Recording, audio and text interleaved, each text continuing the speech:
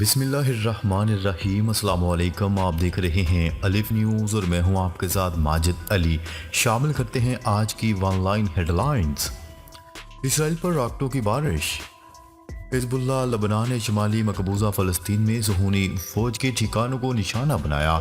موصولہ خبروں کی رپورٹ کے مطابق حزب اللہ لبنان نے جمعے کو اپنے ایک بیان میں کہا ہے کہ فلسطینی قوم کی استقامت و مزاحمت کی حمایت میں شمالی مقبوضہ فلسطین کی جل العلم فوجی اڈے کے اطراف میں صہیونی فوجیوں کو راکٹ حملوں کا نشانہ بنایا گیا۔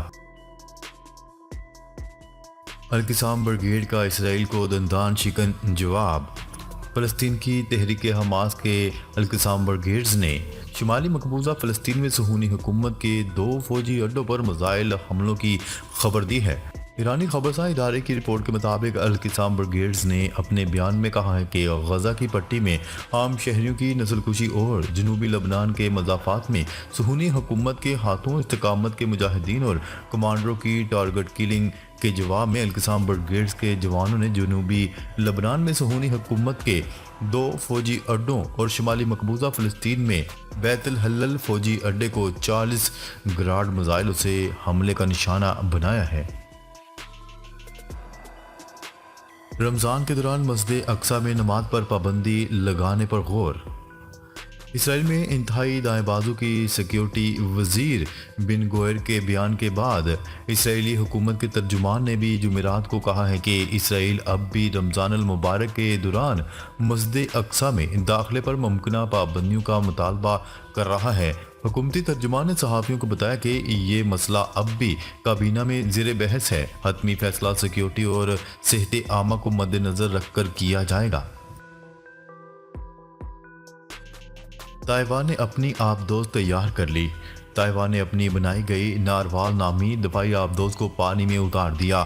تائیوان کی عالمی جہاز ساز کمپنی ناروال نامی آبدوز کا تجربہ کاؤسیونگ شہر کی بندرگاہ پر کیا گیا، جو کہ 7-8 گھنٹے زیر آب رہی۔ تائیوان کی لیڈر سائی آنگ نے اس آبدوز کی متعارفی تقریب سے گزشتہ سال خطاب میں کہا تھا کہ آبدوز دفاعی لحاظ سے اہم ہوگی، جس سے ہماری دفاعی صلاحیتیں مزید بڑھ جائیں گی۔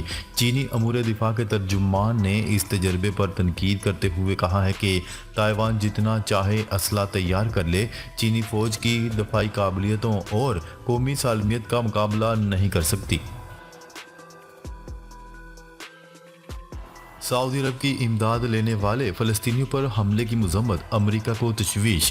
سعودی عرب نے غزہ میں امداد حاصل کرنے والے معصوم فلسطینیوں پر اسرائیلی فورسز کے حملے کی شدید مذمت کی، جبکہ امریکہ نے واقعے کو سنگین قرار دے دیا۔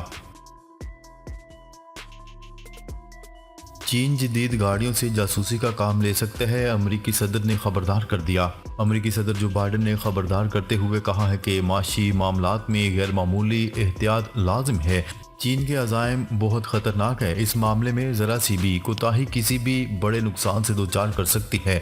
برطانوی جریدے نے اپنے ایک تجزیے میں بتایا ہے کہ صدر جو بائیڈن امریکہ اور یورپ کی مارکیٹ میں بہت تیزی سے لائی جانے والی چینی گاڑیوں کے حوالے سے بہت پریشان ہیں۔ ترکیہ کو F-16 لڑاکا طیاروں کی فروخت روکنے کی کوشش مسترد۔ امریکی سینٹ نے ترکیہ کو F-16 لڑاکا طیاروں اور جدت کاری کٹس کی $23 بلین کی فروخت کو روکنے کی کوشش ناکام بنا دی، جسے ترکی کی جانب سے سویڈن کی نیٹو اتحاد میں شمولیت کی منظوری کے بعد صدر جو بائیڈن کی انتظامیہ نے منظور کر لیا۔ غیر ملکی خبرساں ادارے کی رپورٹ کے مطابق سینٹ نے ریپبلکن سینیٹرز کی طرف سے پیش کردہ فروخت کی نامنظوری کی قرارداد کے خلاف 79 کے مقابلے میں 13 ووٹ دیے۔ کسی کو اندرونی معاملات میں مداخلت کی اجازت نہیں دیں گے، روسی صدر ولادیمیر پوٹن۔ روس کے صدر ولادیمیر پوٹن کا کہنا تھا کہ کسی کو ملک کے اندرونی معاملات میں مداخلت کی اجازت ہرگز نہیں دیں گے۔ مغرب روس کو اندر سے کمزور کرنا چاہتا ہے۔ ماسکو میں روسی پارلیمنٹ سے سالانہ خطاب کے موقع پر صدر پوٹن کا کہنا تھا کہ روس اسٹریٹجک استحکام پر امریکہ کے ساتھ بات چیت کے لیے تیار ہے۔ انہوں نے کہا ہے کہ مغرب روس کو ہتھیاروں کی دوڑ میں شامل کرنے کی کوشش کر رہا کہا ہے ہم یورو ایشیا سیکیورٹی پر بات چیت کے لیے تیار ہیں۔ ان کا کہنا تھا کہ عرب ممالک اور لاطینی امریکی ملکوں کے ساتھ تعلقات کو مضبوط کرنا ضروری ہے۔ فلسطینیوں پر حملہ، امریکہ نے سلامتی کونسل کو الزام اسرائیل پر عائد کرنے سے روک دیا۔ گزشتہ روز غزہ میں امداد کے منتظر فلسطینی شہریوں پر اسرائیلی حملے کے بعد امریکہ نے سلامتی کونسل کو حملے کا الزام اسرائیل پر عائد کرنے سے روک دیا۔ دوسری جانب اقوام متحدہ کے سیکرٹری جنرل انطونیو گوٹریس نے غزہ میں امداد کے منتظر فلسطینیوں پر اسرائیلی حملے کے نتیجے میں 100 سے زائد اموات کی تحقیقات کا مطالبہ کر دیا۔ علاوہ ازیں یورپی خارجہ پالیسی کے سربراہ جوزف بوریل نے نہتے فلسطینیوں کا قتل عام ناقابل قبول قرار دے دیا۔ غزہ میں نسل کشی، کولمبیا نے اسرائیل سے ہتھیاروں کی خریداری روک دی۔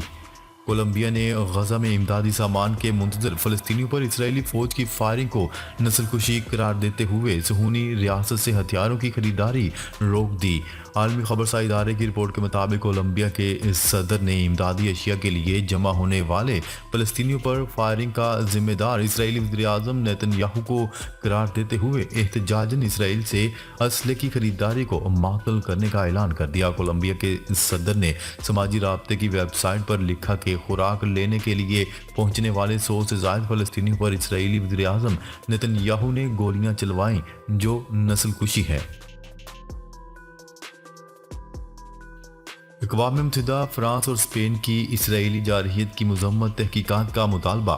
اقوام متحدہ، اسپین اور فرانس میں دیگر ممالک نے غزہ میں امداد کے لیے قطار میں کھڑے مظلوم فلسطینیوں پر قابض فوج کی اندھا دھند فائرنگ اور 100 سے زائد خواتین اور بچوں کے جاں بحق ہونے پر اسرائیل کی شدید الفاظ میں مذمت کی ہے۔ عالمی خبرساز ادارے کی رپورٹ کے مطابق اقوام متحدہ کے سیکرٹری جنرل انطونیو گوٹریس نے اسرائیلی فوج کی فائرنگ کی مذمت کرتے ہوئے کہا ہے کہ یہ ناقابل قبول عمل ہے جس کی جتنی مذمت کی جائے کم ہے۔ پاکستان کو بیرونی قرضوں کے چکر سے نکلنا چاہیے، امریکہ۔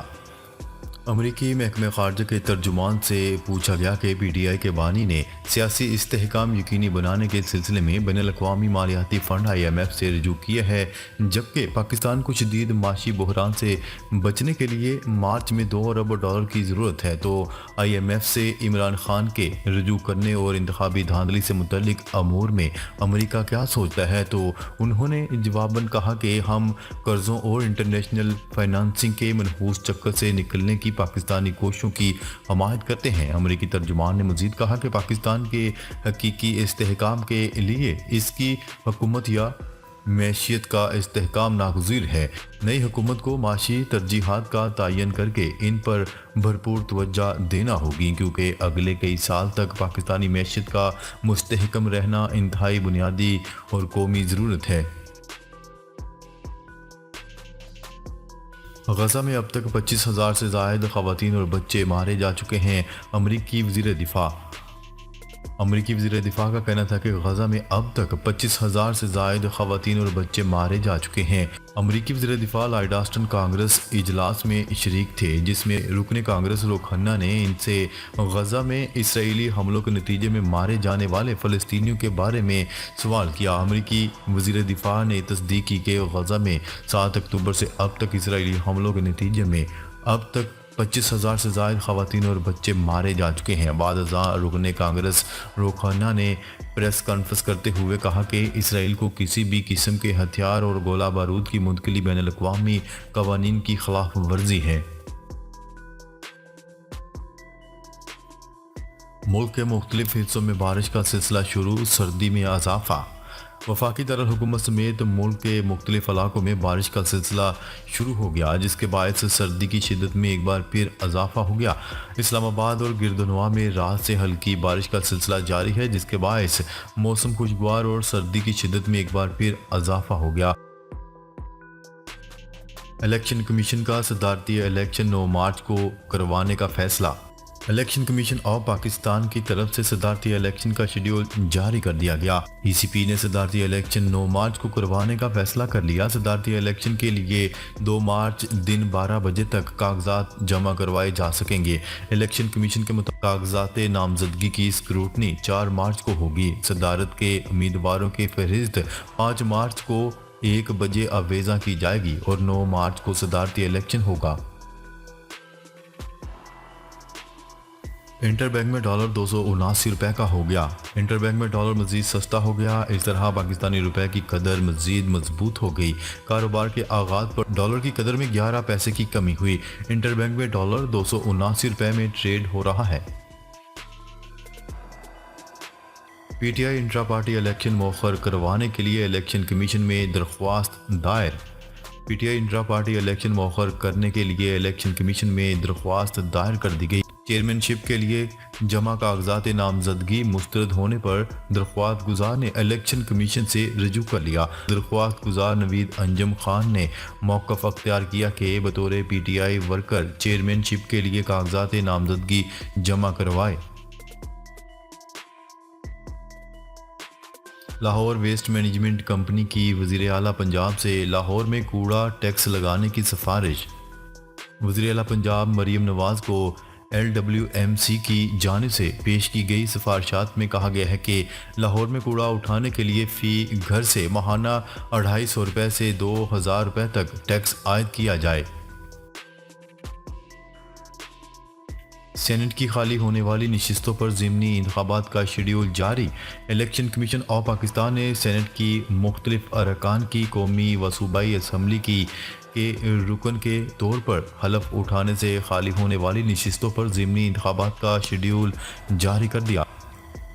جی تو ناظرین، اب تک کے لیے اتنا ہی۔ مزید خبریں لے کر بہت جلد آپ کی خدمت میں حاضر ہوں گے۔ تب تک کے لیے اپنا خیال رکھیے گا۔ اللہ نگہبان۔